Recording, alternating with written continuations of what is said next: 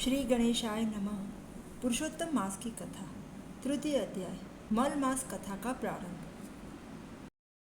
शौनक आदि ऋषि बोले, हे महाभाग्यशाली सुत, नर के मित्र नारायण ने नारद को जो शुभ वचन कहा था वह हमें विस्तार से कहो। शौनक आदि ऋषियों से पूछने पर सुत पुराणी बोले, हे मुनियों, नारद जी समक्ष नारायण ने जो कहा था वह मैं आपको सुना रहा हूँ।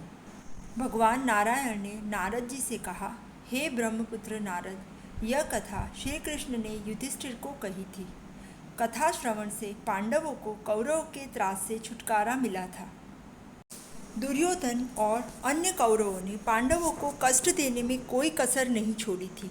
पांडवों को लाक्षागृह में जलाने का कपट किया था, जुए में भी हराया था। दुशासन ने सभा मध्य द्रौपदी के वस्त्र उतारे थे और उनकी चोटी पकड़कर खींच के सभा मध्य लाया था। उसका इरादा द्रौपदी को नग्न करना था, लेकिन भगवान श्री कृष्ण ने द्रौपदी की प्रार्थना सुनते ही वस्त्र देना शुरू किया था और द्रौपदी की लाज बचाई थी। जुए में हारने के बाद शर्त मुताबिक पांडवों को 13 साल वन में रहना पड़ा था। जब पांडव काम्यक वन में रहते थे तब श्री कृष्ण वहाँ मिलने आए। तब श्री कृष्ण उनसे कोपायमान थे। भगवान का रूप देखते ही अर्जुन ने नमस्कार करते हुए कहा, हे प्रभु, आप गुस्सा मत करो, आप संसार के पालनहर्ता हो, आप शांति रखो, हम आपकी शरण में हैं। अर्जुन की नम्र बात सुनते ही श्री कृष्ण जी का क्रोध ठंडा हो गया। उन्होंने मुस्कुराते हुए कहा, अर्जुन, मैं अपना कष्ट सहन कर सकता हूँ, पर अपने भक्तों का छोटा सा दुख सहन नहीं कर सकता। भक्तों का दुख मुझे पहाड़ जैसा लगता है। भक्तों के दुख दूर करने के लिए मैं अजन्मा होते हुए भी जन्म लेता हूँ। अब आपके दुख कुछ समय में दूर होंगे। आदमी को सुख, दुख, हानि, लाभ अपने कर्म अनुसार मिलते हैं। कर्म बंधन दूर करने के लिए आदमी को धार्मिक कृत्य करने चाहिए, जैसे व्रत, तप और अपने शरीर और आत्मा को पवित्र बनाना चाहिए। अब जो मास आएगा वह अधिक मास के नाम से जाना जाता है, और आप यदि अधिक मास में व्रत, तप, दया, धर्म करेंगे तो उनके फलस्वरूप अपना राज्य, सुख, वैभव पुनः प्राप्त करेंगे। श्री कृष्ण से ऐसे वचन सुनते ही अर्जुन ने पूछा, यह अधिक मास क्या है? हमें क्यों व्रत करना चाहिए? इसका क्या फल मिलेगा? हमें समझाओ। श्री कृष्ण ने कहा, वर्ष, मास, दिन, प्रहर, घड़ी, पल और विपल सब समय के एक विभाग है। सागर, नदी, तालाब, कुआं, झरना सब जल के विभाग है। ये सभी को अपने देव की कृपा से सुख मिलता है। ऐसे हालात में एक नया मास पैदा हुआ है, लेकिन यह मास का कोई अधिष्ठा देव नहीं था। अतः यह मास मल मास के नाम से जाना जाता था। लोग इसे मलिन मास मानकर सत्कार्य नहीं करते थे, क्योंकि सूर्य एक ही राशि में रहता था। अतः लोग इसे निंदा पात्र समझते थे। इस प्रकार तिरस्कृत मल मास निराश हुआ और उसने आत्महत्या की भी इच्छा की। एक दिन वैकुंठ लोक में वह मेरे पास आया था और आंखों में आंसू के साथ अपना दुख बताया था। इति श्री बृहन्नारदीय पुराण पुरुषोत्तम महात्मा का मल मास कथा का आरंभ नामक तृतीय अध्याय संपूर्ण। अब पुरुषोत्तम मास की पावन कथा पढ़ेंगे। श्रद्धा का फल। अनंतपुर नामक गांव में एक बढ़ई रहता था। इसके परिवार में लगभग 11 लोग थे। वह, उसकी पत्नी, 7 पुत्रियां, 2 पुत्र।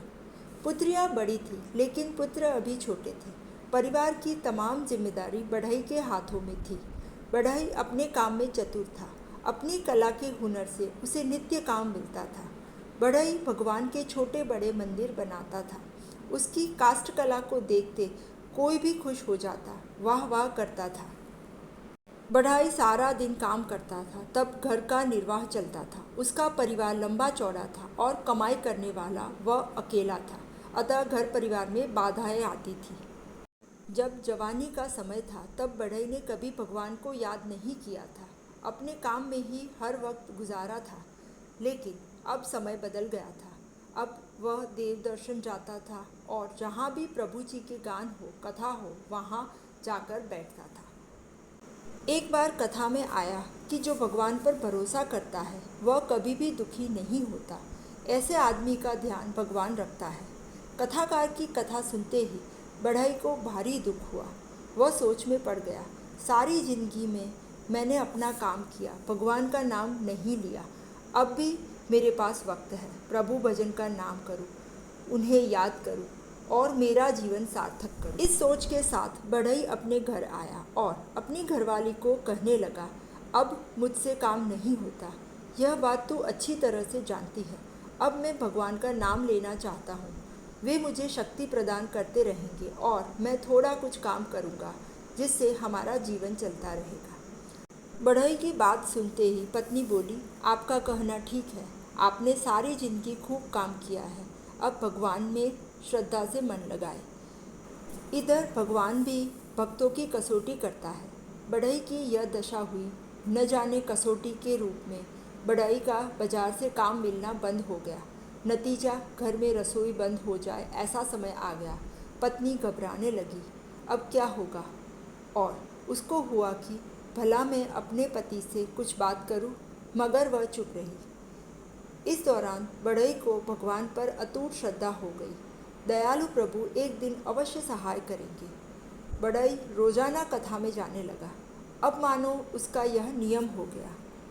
एक दिन कथा में आया कि अब पुरुषोत्तम मास आ रहा है और यह मास में जो कथा सुनेगा, व्रत करेगा, देव दर्शन करेगा, उपवास करेगा, नित्य स्नान करेगा और अपनी शक्ति अनुसार दान करेगा, उस पर भगवान की कृपा होगी।